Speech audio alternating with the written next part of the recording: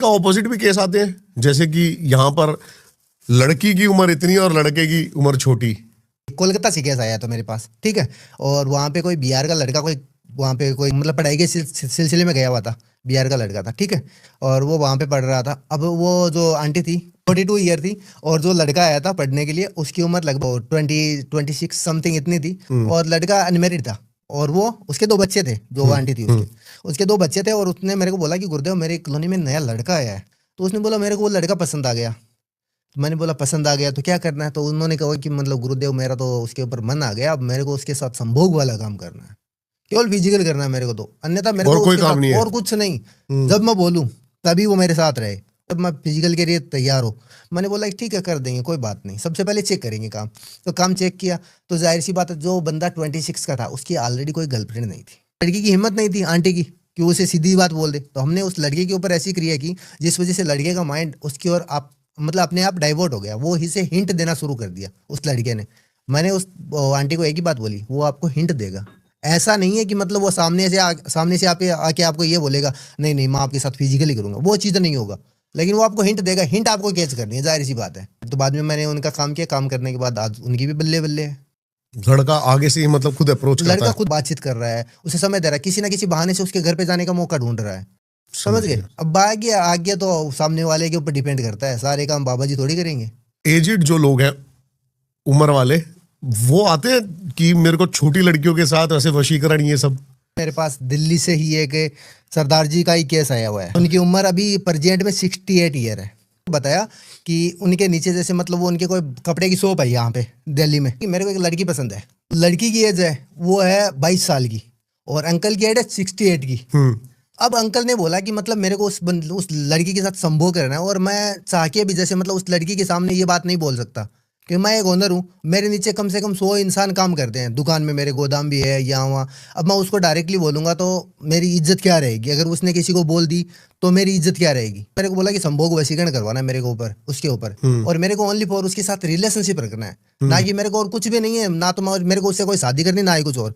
फिर मैंने उसमें लड़की की कुछ डिटेल चेक की। चेक करने के दौरान मेरे को ये पता चला कि वो लड़की खुद जैसे मतलब ऑलरेडी 2-3 लड़कों की रिलेशनशिप में। मैंने जो चीज़ें चेक की थी उसमें यह था कि वो लड़की खुद है ना जैसे मतलब फिजिकल की अभाव, उसकी बॉडी में ये चीज़ थी कि मतलब वो खुद फिजिकल रिलेशनशिप में आना चाहती थी।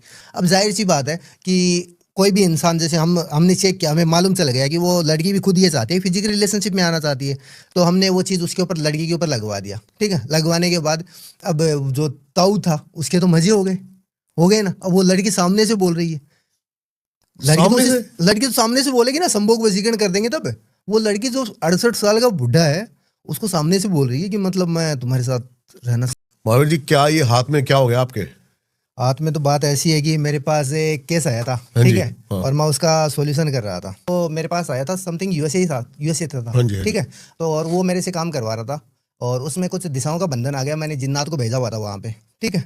और मैंने उसे कुछ नियम बताए थे, आपको ये चीज़ें फॉलो करनी है। मैंने उसे बोला नॉनवेज, ड्रिंक और एक ब्लैक कपड़ा मत पहनना जब तक मैं ना बोलूं, क्योंकि कुछ समय तक वो लिमिट होती है उसमें। उस दिन क्या हुआ कि मतलब वो बर्थडे का समथिंग कोई सेलिब्रेशन था, वो एक कलर का चोला पजामा पहना। पहनने के बावजूद वहां पे गया, केक सेलिब्रेशन होता है, केक सेलिब्रेशन में उसने जैसे मतलब एक की अंडे की पूट आती है, मालूम है ना। और मैंने उसे बोला कि नॉनवेज में कुछ भी अलाउ नहीं है। उसने अंडा खाया।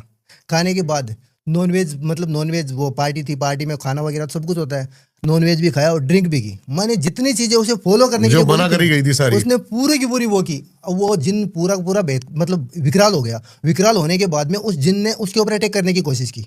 तो फिर मैंने वो चीजें उसके ऊपर ना लगा के मेरे ऊपर ले ली, जिस वजह से मेरा तो ये थोड़ा सा हाथ ही नुकसान हुआ, डैमेज हुआ है। तो हमारा सीने के ऊपर हाथ रहता। और जिन का सबसे पहले मेन चीज ये है कि जिन कभी भी अटैक करता ना, वो दिल के ऊपर वार करता है, क्योंकि इंसान को एक चुटकी में ही खत्म करता है वो। ओ तो मेन चीज की मतलब वो उसके ऊपर एंटिटी डाल रहा था, उसको खत्म करने की सोच रहा था। कि मतलब मैंने उसे, गलती उसकी थी, मैंने उसे बताया था कि तुम ये फॉलो करना है, और वो जानबूझ के फॉलो नहीं कर रहा, तो गलती उसकी है, मेरी कहाँ से हुई?